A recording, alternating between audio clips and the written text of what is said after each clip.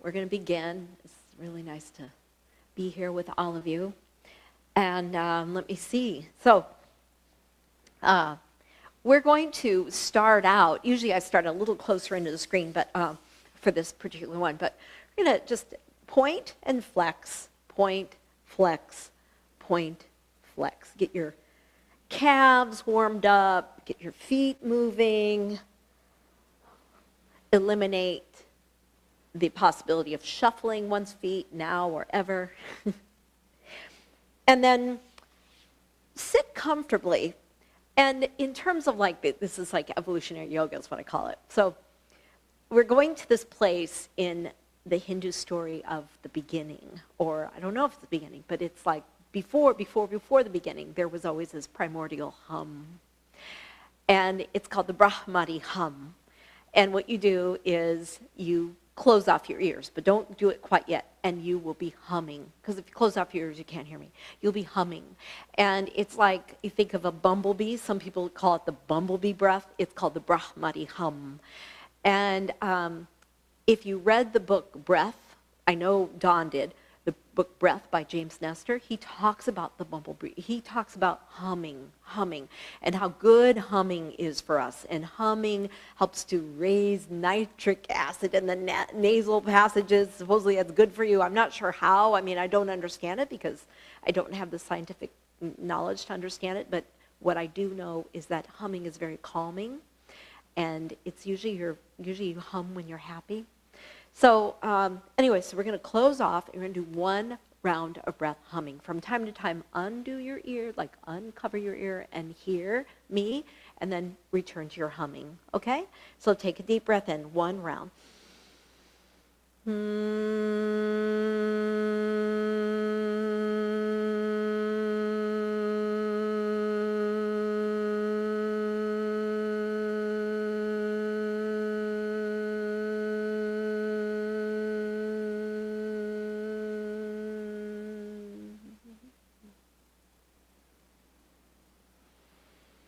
Some might take a little longer than others. When you're done with it, we are going to go back and forth, rocking back and forth on our mats, because this is in conjunction with, okay, you're going to go back and forward. You can put a little extra blanket under you, back and forward. If you're not comfortable, you don't have to kick your legs all the way back.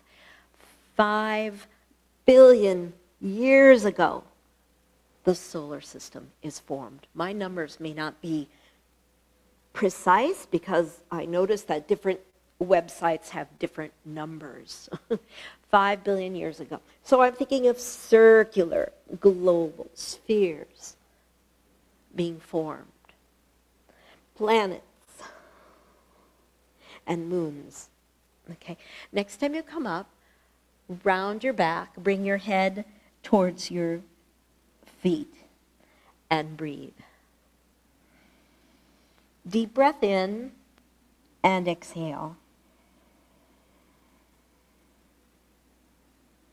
We're going to roll back again, and when you roll back, just stretching your back, and then we come forward, and we're going to stretch out the legs, push out through the heels, stretching the inner thighs, and breathe. Some might be a little more further up.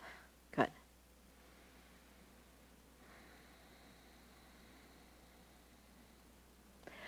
Go back a last time, all the way back, or as far back as your neck allows. Some are able to touch down. Ooh, okay.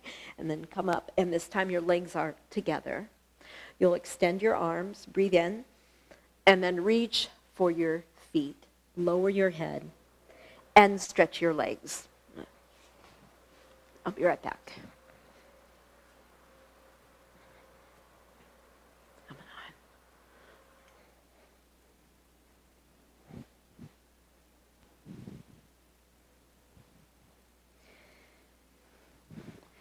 And one more breath in your forward fold.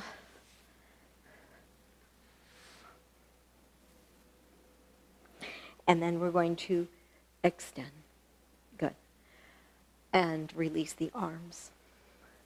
So we're going to make our way up to standing for Sun Salutations, formation of the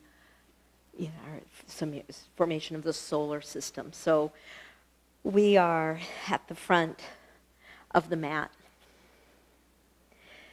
And in honor of Earth Day, just, we have mountain, and just standing in mountain.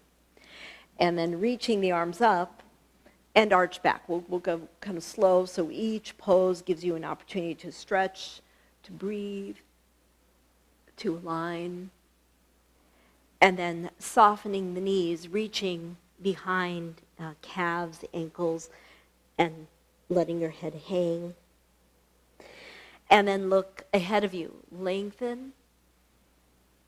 And then fold in again.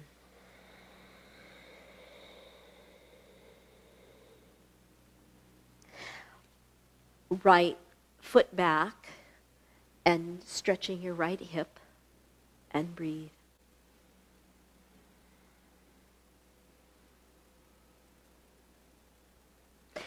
Back heel down, warrior one. Lifting and breathe.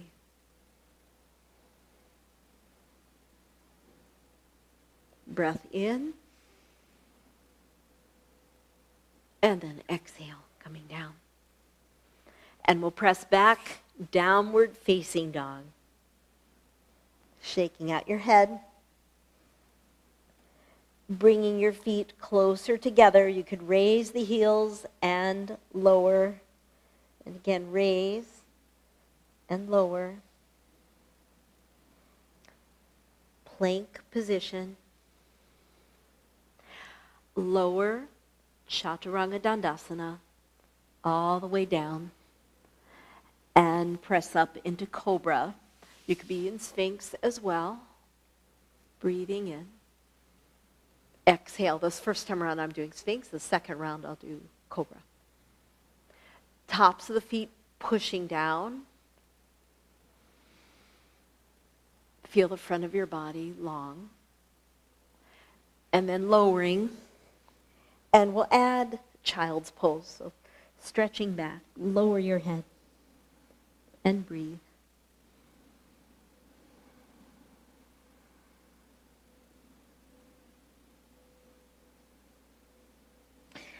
Downward facing dog.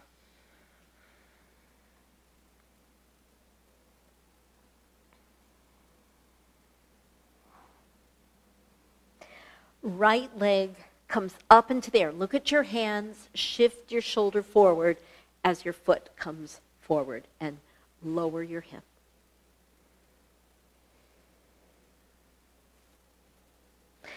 And then the back heel comes down, sweeping the arms up, and breathe.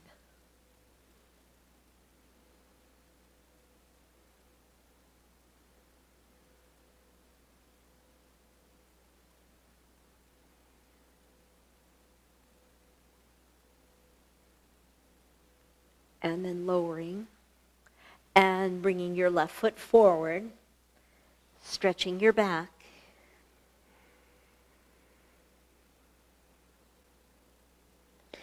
Softening the knees, reaching the arms up. Formation of the solar system being honored here. Breathing in.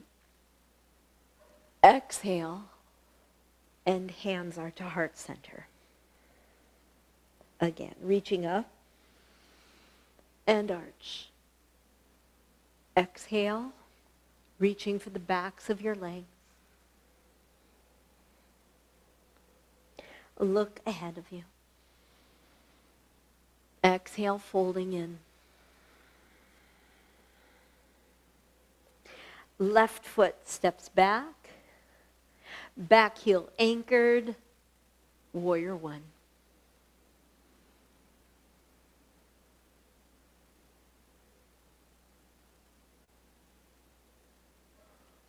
And pressing back, downward facing dog.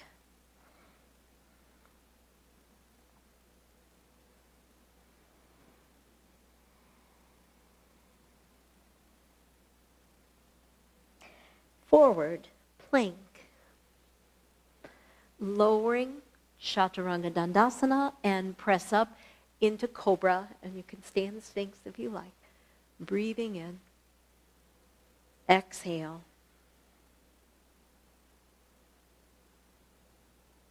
Lower. And press back. Child's pose. And then downward facing dog. Adjusting your feet.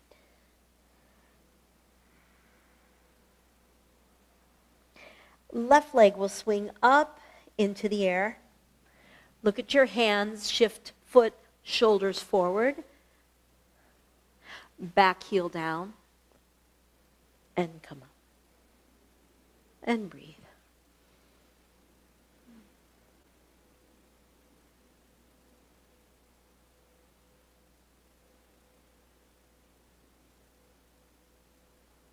Stepping to the front of the mat, forward fold.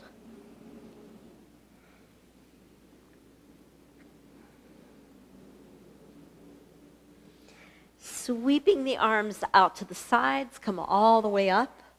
Reaching the arms up, arch back.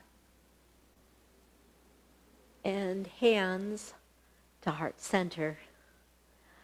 And breathe. So, that 5 billion years ago, solar system formed. It takes quite a while before we leap forward to 500 million years ago. Yeah. And guess what? We've got trees. So we have trees. I'm going to come to tree.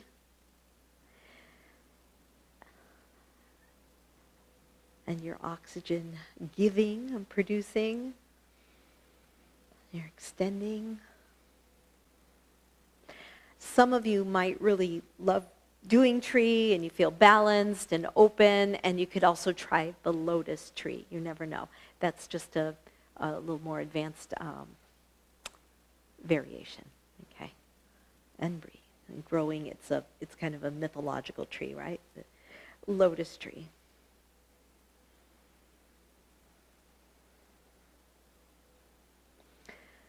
We'll release, and then we'll come to the second side. So Vrikshasana, tree pose.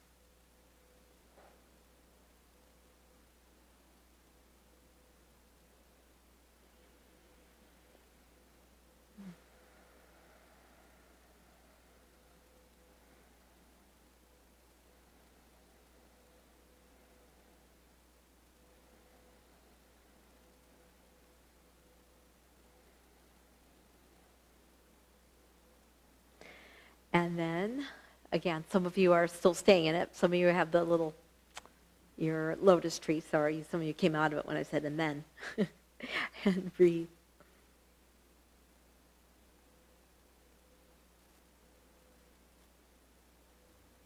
And release. And come on out. Okay, so just standing for a moment in mountain. Breathing in. Exhale.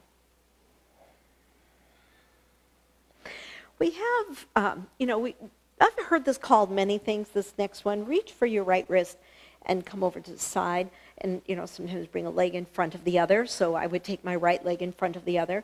And I've heard it called crescent moon.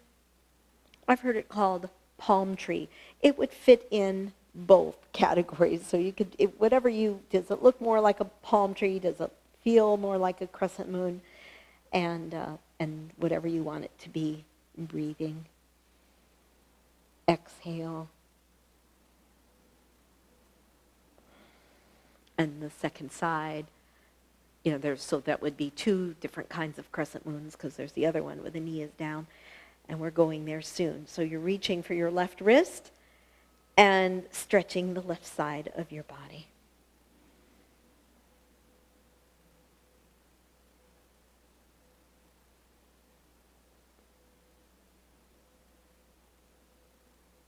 Good. And then releasing.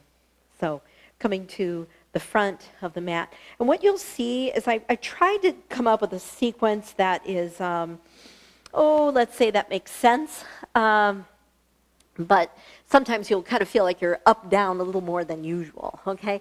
So we're in a forward fold as a transition pose. And, along with the trees, we're moving forward in evolution in times. And we've got fish. We have a fish coming up, okay? So what we're going to do is we're going to sit down, because this fits in. Lord of the fish pose is what Ardha Matsyendrasana, we say half spinal twist. You know this one well. You could always do this with your lower leg straightened. The Sanskrit, okay, so we know it as half spinal twist. Sanskrit name is Ardha Matsyendrasana, Lord of the fish pose. Matsyendra's job was to look over the fish, to keep them from getting too unruly, creating havoc. Okay, so you are residing and you're the protector of the fish. Breathing in, it's kind of silly, I know, but these postures the asanas have stories, right? Breathing in. Exhale.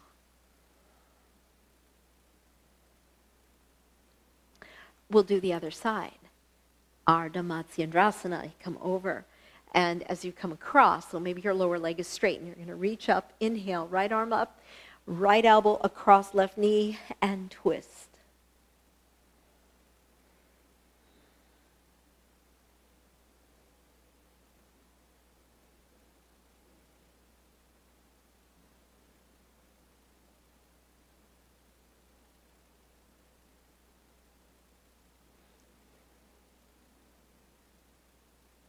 We're going to come out, and we're coming to lying on our back. So if fish doesn't work for you, you can always lie over bolster.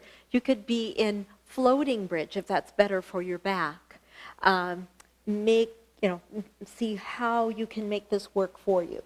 So from here, you start out usually with your knees bent, and you lift your pelvis, your hands tuck underneath, and you try to tuck shoulders underneath. Now, the difference, of course, your pelvis comes down. My pelvis is resting on my wrist. Palms are down. My thumbs are touching. And I extend my legs. The feet are together. Toes are pointed. So you lift your head. You bring the top of your head down onto the mat. And that's where you have Matsyasana. The other one is Ardha Matsyendrasana. Matsyendra is the Lord of the fish. This is called Matsyasana, the fish pose. Eyes are open, mouth relaxed, jaws benefit here, they relax. Your throat, thyroid area relaxed. And breathe. So fish, in terms of evolution, you think of flexible spines. You've got a creature that has a flexible spine. The advent of a flexible spine. And then release, free your hands, pull knees to chest, and take your head side, side.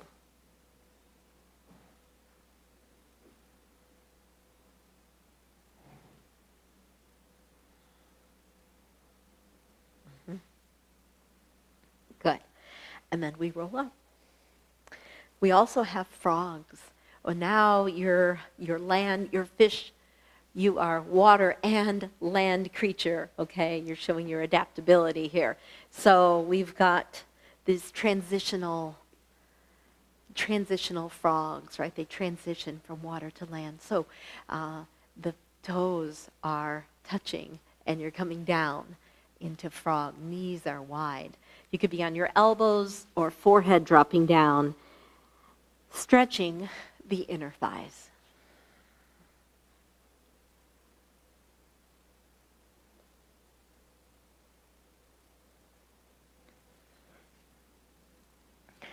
Deep breath in.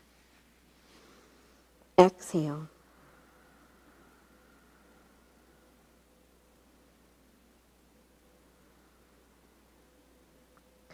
Only if your knees are okay. Like if they're not, you're not going to be sitting on your lily pad. Okay, seriously. And you might say, oh, I got to stay right here. But if your knees are okay with the compression, you can sit onto your heels and your hands are wide. Your palms facing up, thumbs to index fingers. big toes touching. And you look ahead of you and you breathe. Vikasana, frog.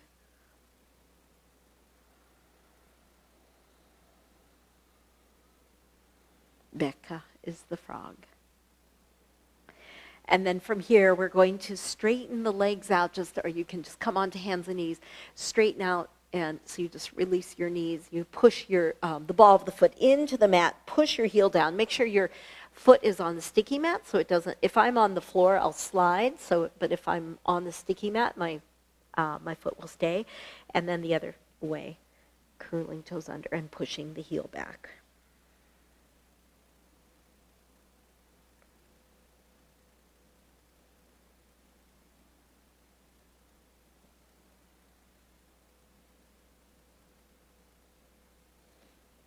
Excellent. And then we're coming onto our bellies. So we now have Locust. So we're moving into insects, and we've got a locust. Okay. So here we are, and you've got your locust. I'm just kind of getting the back ready here. And then let's go ahead and just grab hold of one foot. Again, getting yourself ready for the pose. And if you can't reach your foot, you can be on your side, okay? So holding the foot, stretching your quads, and breathe.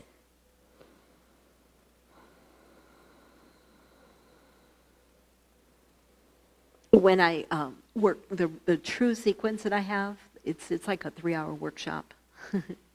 Again, I would do that at the retreats, that it would be the afternoon, and we'd just, do our 3 hours, and it didn't seem too long. People would always be surprised how fast the time went, because 3 hours, you pace it, right, in a long workshop. Press your pelvis down, press your thigh down. Good, that should help a little bit, okay? So what we're going to do is one hand over the other. The first locust, your right leg comes up, your right leg swings across to the left. Your head stays down, your right elbow stays down, but you roll onto the outside left hip, outside left foot. Point your right toes, and optional, you could bend your right knee pointing up, and toe tapping the floor. Try the other side. Left leg comes up, left leg comes across, bending the knee, toe tapping the floor, and knee pointing up to the sky.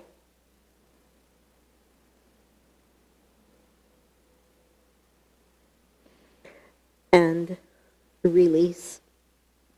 And then the next one, you're actually going to be on your chin. Your hands make fists, thumb side down, and you bend your right knee, right ankle flexed. Your right leg comes up, and you place right knee on left instep, and breathe.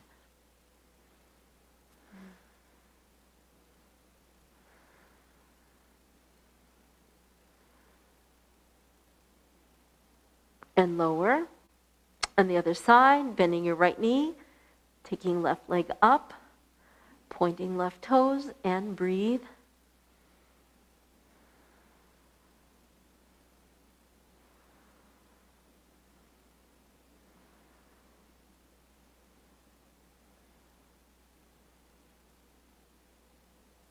And release.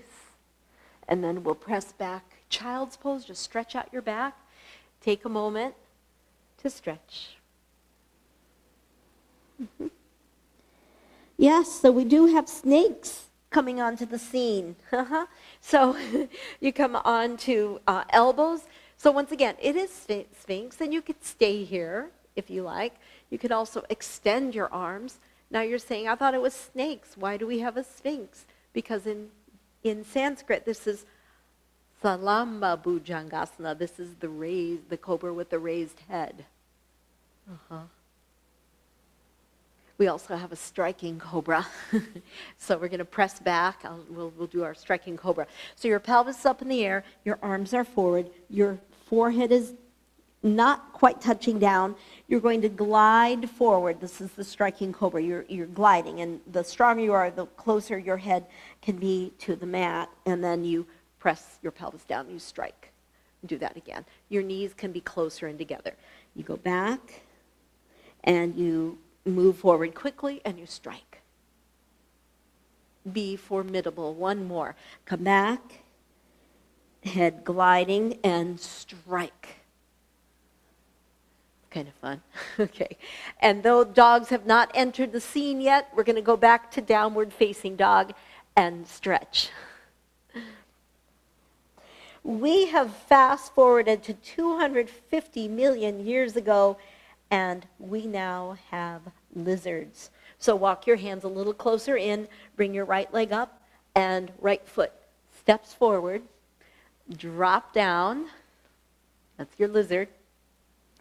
And maybe you'll bring your elbows down too, and breathe. Releasing.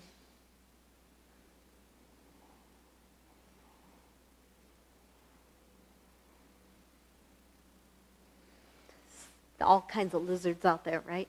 So you could take probably a Komodo dragon, right? So maybe your right arm comes to the inside ankle and then to the outside, and there's another lizard. Oh, maybe this lizard bends the back knee and reaches. Right hand, left foot, and breathe. We're going to add a twist just to have this nice twist in there. It could be a simple twist, reaching up. You could be more upright, or it could be prayer balance. Okay, I just want to have that twist in there. And breathe.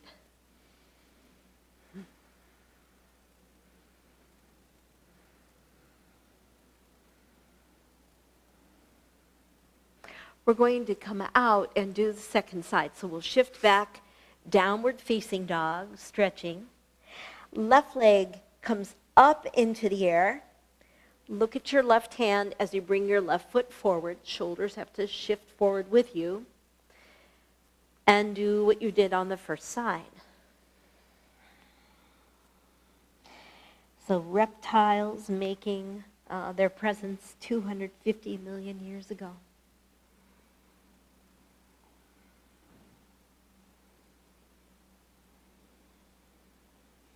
We're going to come up and maybe even bending the back knee. Left hand, right foot, and you twist.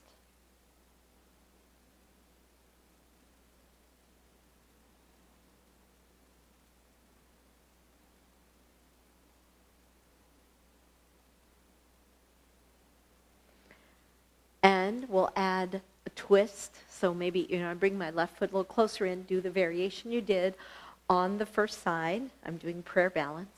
Turning, it's right elbow, left knee, and twist.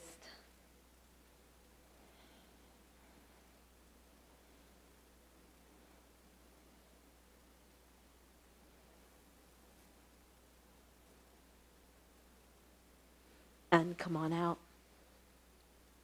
And from here, you're going to come forward. And when you come forward, just take a moment in your forward fold and stretch.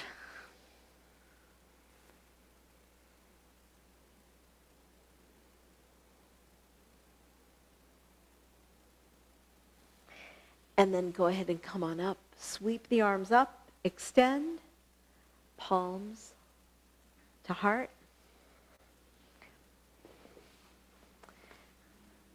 So we have birds. We have birds now. And let's go ahead and do our eagle. So you can start out, you start to bend your knees. You take your right knee over the other. Left arm over the other. And this eagle, you could imagine you're an eagle on a snag. Your hands are your beaks, your eyes are sharp, you're looking down, and you see every movement. Nothing escapes your eye. You see little movements. You're attracted to movement. And then come up. And before we do the second side, come to a squat. Drop down, stretching your low back as you come into your squat.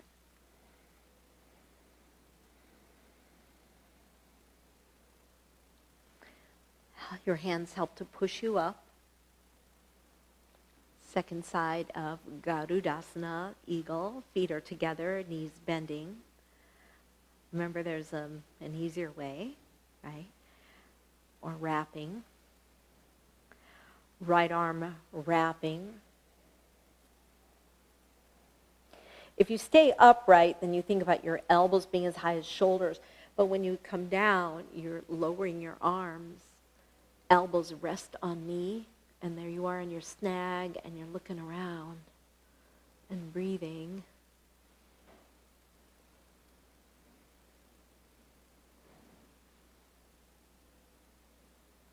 And then come up. Unwind the arms, sweep the arms up, and hands to heart center. We have a squat. For some, the squat becomes the crow. We have some winged creatures here in our yoga practice. So we'll drop down and maybe all the way down. And again, some can go into crow without having to go all the way down, right? Because you don't really need to go all the way down. Your hands are spread wide. And, some can, I know not everybody does these. So there are different things you can try, like your head coming down, at least getting that feeling, or your feet walking up on a block, and you get the feeling of being in the pose, the position of the pose. It's part of the process, and some can take flight. And breathe.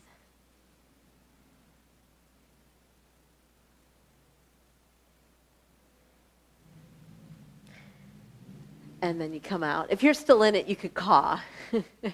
I forgot to say that while I was in it. And then some of you are very close to sitting, so go ahead and come to sitting. Some have to come up and then come to sitting. And shake out your legs. And we have a heron. Some need a strap for this. If you can reach for your foot, reach. If not, you'll use a strap. Instead of rounded back, lengthen your spine and breathe. Pushing out through your heel. Left hand holds the outside right foot.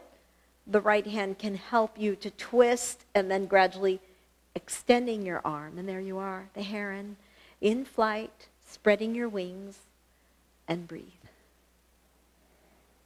I still want a hummingbird pose.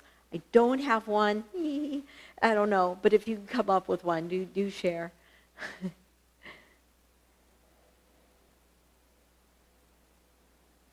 And then right hand comes to the inside, right foot. So right wrist crossed over the other. Look at your toes, and then lower your head to your knee. Some have to bend the knee to go there. Breathing in, your back probably round. And then from here, just bending the knee. Twist towards the bent knee, right, and look back.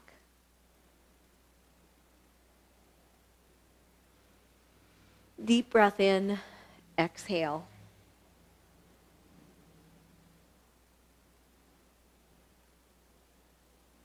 A side plank. So my knee needs to come under the hip for the side plank. And that could be your side plank, or you raise the leg. Arm can come up over ear, or you reach. You're reaching for your foot and kicking the leg. See what works for you. Look up. Breathing in. Exhale. And release. The second side of heron. Reaching your foot. You can use both hands instead of sinking back. Elongate. And breathe.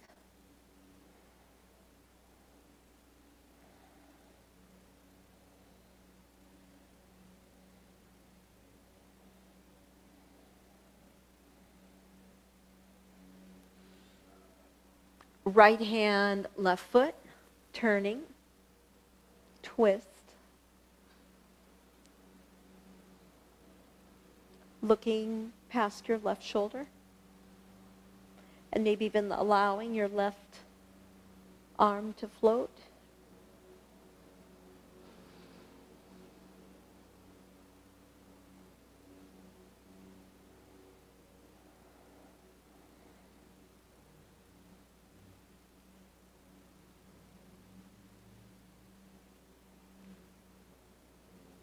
And then left wrist over right.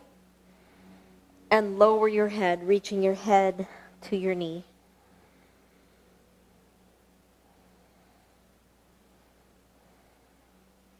We're going to bend the knee. Take your right arm up and turn, twisting towards your left knee. And twist. And breathe.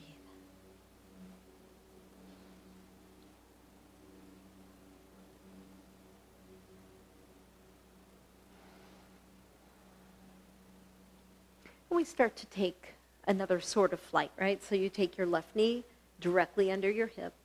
And again, it might be that it's side plank. Maybe that's plenty for you. Or your leg comes up. Maybe right arm coming up over ear. Or reaching, right hand reaches right foot. You kick the leg back. Take your leg back. Arch your back like a bow. And look up and breathe.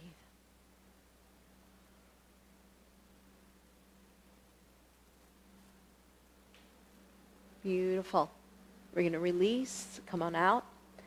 And once you come out, I'll turn around.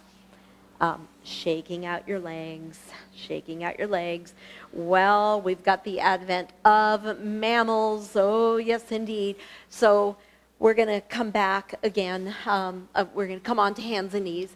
If you need, you might need a little something here. And we have cat-cow, simple, right? Cat-cow, rounding into your back. And inhale, arch. Exhale, round. Inhale, arch. Exhale, round. Inhale, arch. Round. Arch. And then next time you round, take your right knee towards forehead and right knee up. So your knee is bent 90 degrees and you're reaching that's tiger, right? There are lots of variations on tiger. You're going to exhale, draw knee in and tiger. Knee in and tiger. Left hand to right foot, and there's your other tiger, yeah? Breathing in. Exhale.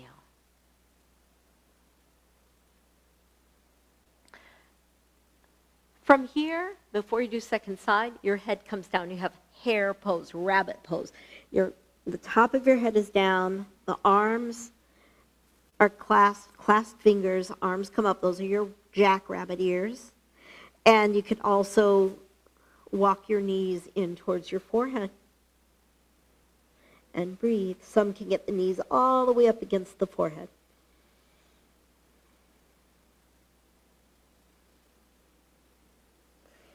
Release. And left knee to forehead. And left knee up. Knee in. And knee up. And knee in. And knee up. So again, you could keep going, or you could take your hand to ankle, kick the leg back, look straight ahead of you, and breathe.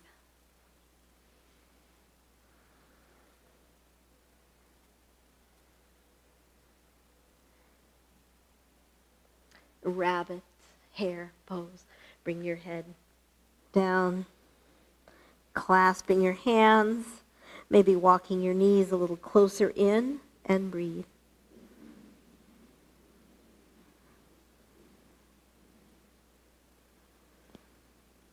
Come up. You have camel. So when you do camel, you could have your hands right onto your low back and just look up. You don't have to go very deeply if your back doesn't like these.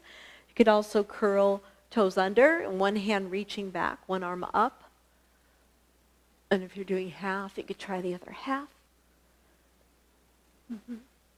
Some do both.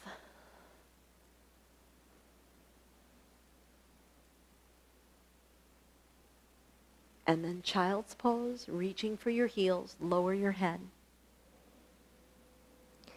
When we did the winged creatures, how did I forget pigeon? We're going to do pigeon now. Okay. So when we do pigeon, I'll just say, if you need to be on your back, so you could do thread the needle from your back. Or we have our pigeon. So I will come into it from downward facing dog. So all the way back. The right leg will swing up, swing the leg up high, and then bring your right knee forward at an angle.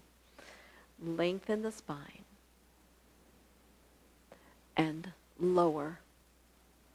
Lower, stretching your outer hip, head dropping down.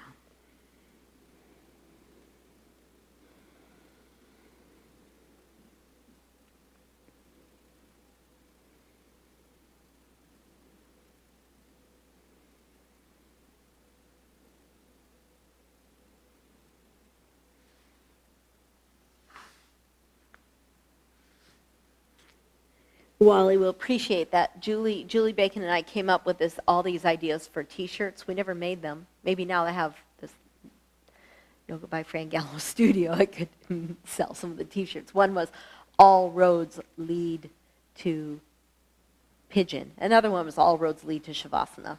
But the pigeon was a good one. I don't know why we laughed when we came up with that one. Maybe because it's so silly. Okay, and stretching, lifting up.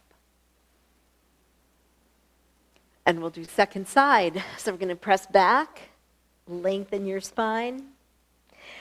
Left leg will swing up in the air, open the hip, send your knee up high, and then send your knee forward at an angle. Stretching. Take a moment here, lifting, and then dropping down, and breathe.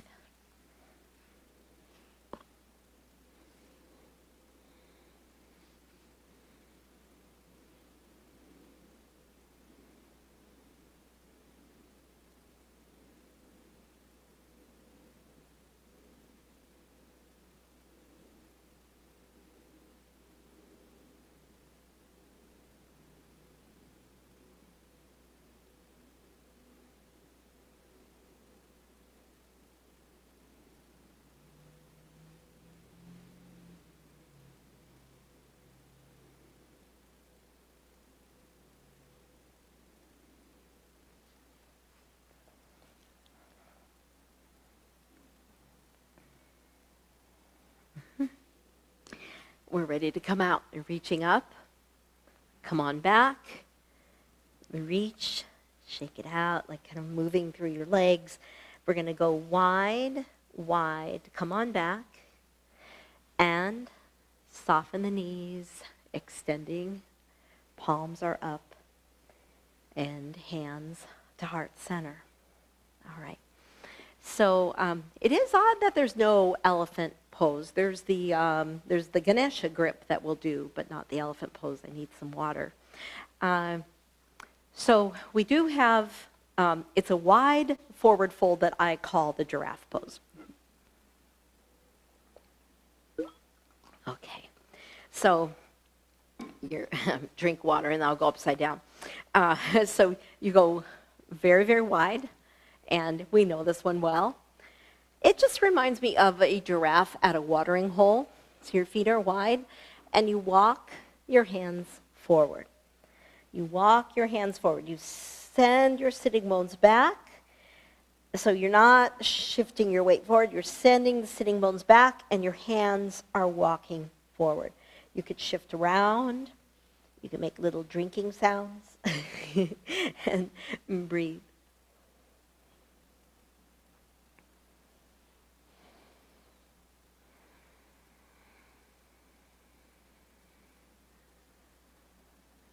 We're going to come up, hands onto the back. Of course, we have a horse. And lots of creatures in yoga, okay? You've got the horse, heels turned in, toes turned out. You're going to drop down, interlace fingers, breathe in through the nose, exhale through the mouth, upright spine. Again, breathing in, exhale. Last one. And exhale.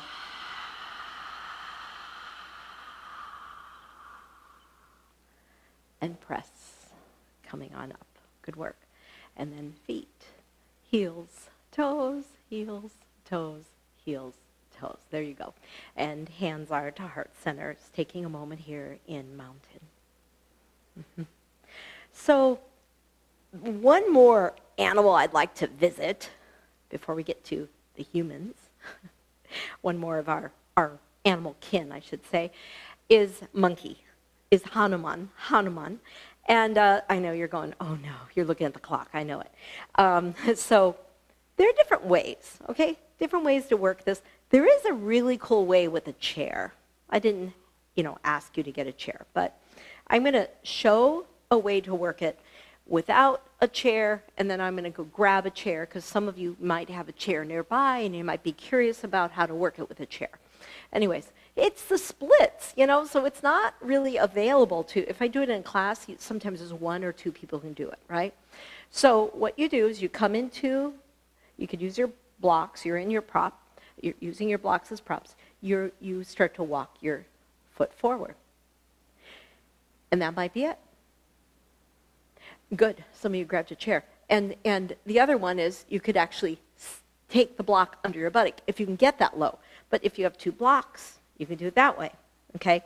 But anyways, we are, this is the pose, and not everybody goes there. Some just have the knee bent. It's an amazing hamstring stretch. I'm getting my chair. I'm going to let you hang out there for a while, and I'll get a chair quickly.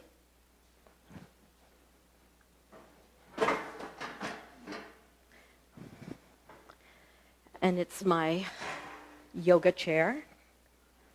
So the way it works with a yoga chair, or with any chair becomes a yoga chair, is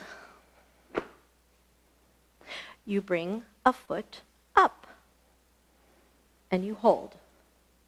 So then you could be more upright, you could come forward, you can come forward, you can come forward, you can come forward. You can be like so.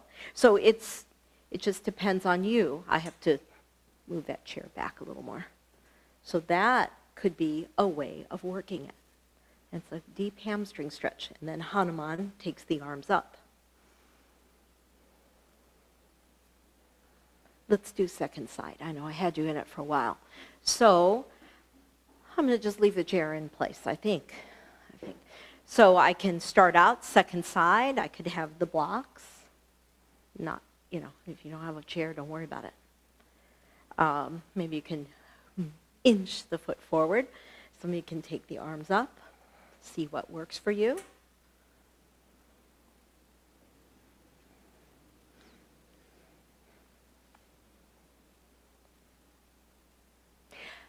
And there's also the chair, okay? So I'm going to, since I have the chair, I might as well use it. I actually like doing this with the chair. And it's just an adaptation. So I bring my foot up on the chair, and if I'm more upright, it's easier. If I come forward, it's more intense. Come forward, more intense. And I can hold on to the chair, can hold on and breathe. I like the whole foot. I really like to have the whole foot on there, and then it's a lot of support, and you can extend your arms. Monkey is important in terms of the whole evolutionary thing, because the monkey is agile, playful, clever, and we're talking 220 million years ago. We moved forward 5 million years. Okay, so let's come back, reach for your feet, And lower your head.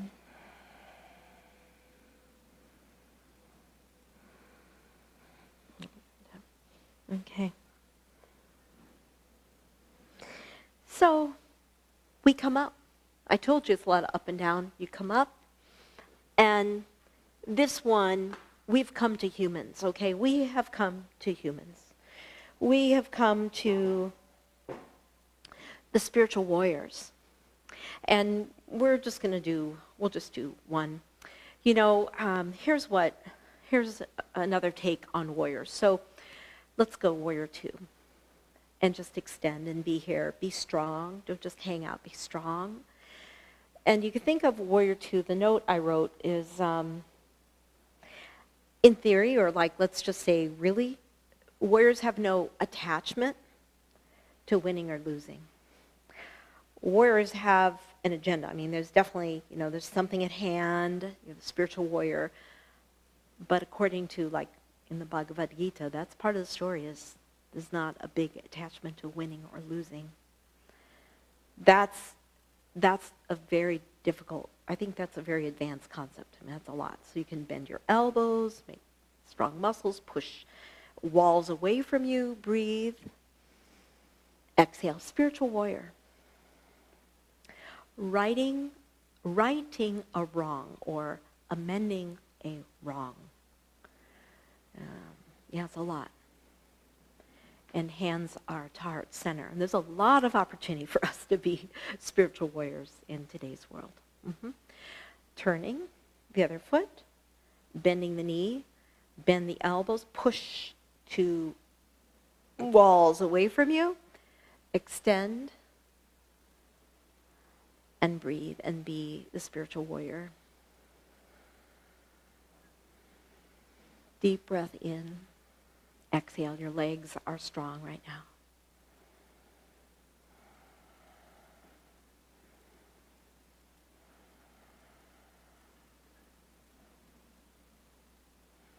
And release. Now, you've had a real abbreviated form of evolution. We've basically, almost covered 5 billion years in an hour, in 24 minutes. We're going to sit down. We're getting ready to complete those 5 billion years. So either you'll be sitting in what we call easy pose, Sukhasana. Sukha is easy. Maybe you'll go to Ardha Padmasana. Ardha is half, and Padma is the lotus petal. This is a lotus petal, okay? And some of you go into the full lotus, if you can, right? It's, you go into your full lotus. I'm going to do my Ardha. It's more comfortable. And we'll switch, because I'm doing half, then I want to do the other half. So you have thumb to index finger. You are in your full human form. You're a modern-day human, a modern-day yogi. What we call, in India, they call us household yogis, because we it's like, because you're not like living in an ashram, so you're living your life and being a yogi. So we're considered household yogis.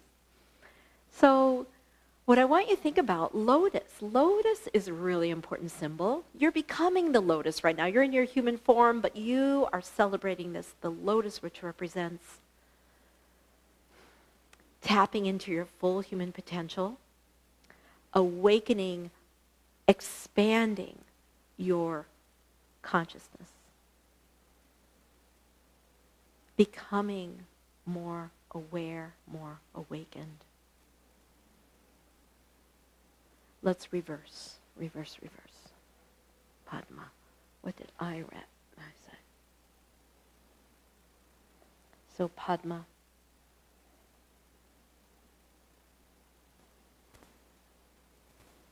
Too bad I can't read my notes. I have no idea what I wrote. I know what Padma is, so who cares about my notes? Symbol of your and my and our highest human potential. Padma reminds us that, yes, we're made of matter. We've got a human body, you've got skin, bones, organs. But also, we are made of spirit. You breathe, you breathe. You are light, you are breath, you are prana.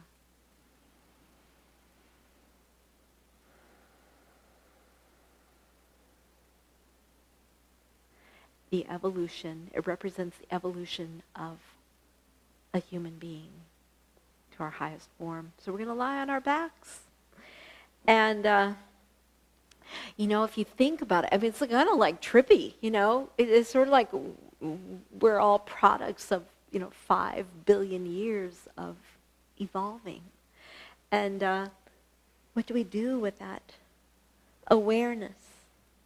How do we use it beneficially? Have your palms facing up, taking these last precious moments of stillness. I might keep you here an extra minute because Padma took a little time.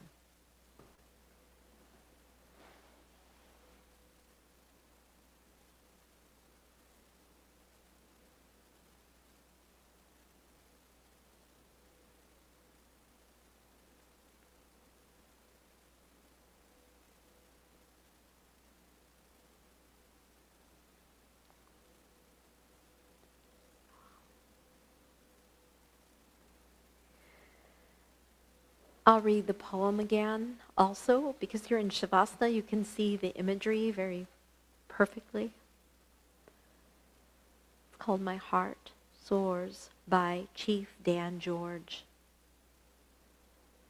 of the Telaiwa Kosh Salish Nation. The beauty of the trees, the softness of the air, the fragrance of the grass speaks to me. The summit of the mountain, the thunder of the sky, the rhythm of the sea speaks to me. The faintness of the stars, the freshness of the morning, the dewdrop on the flower speaks to me. The strength of fire, the taste of salmon, the trail of the sun, and the life that never goes away. They speak to me, and my heart soars.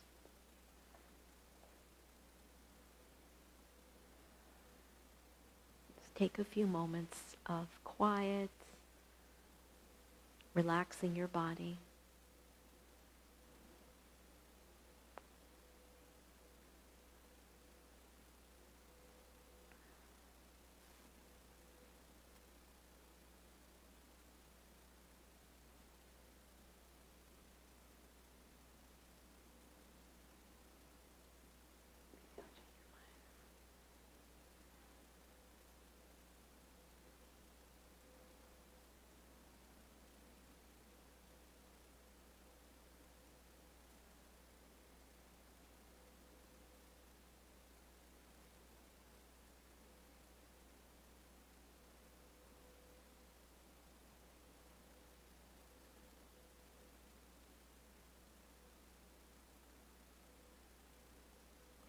Begin to deepen your breath.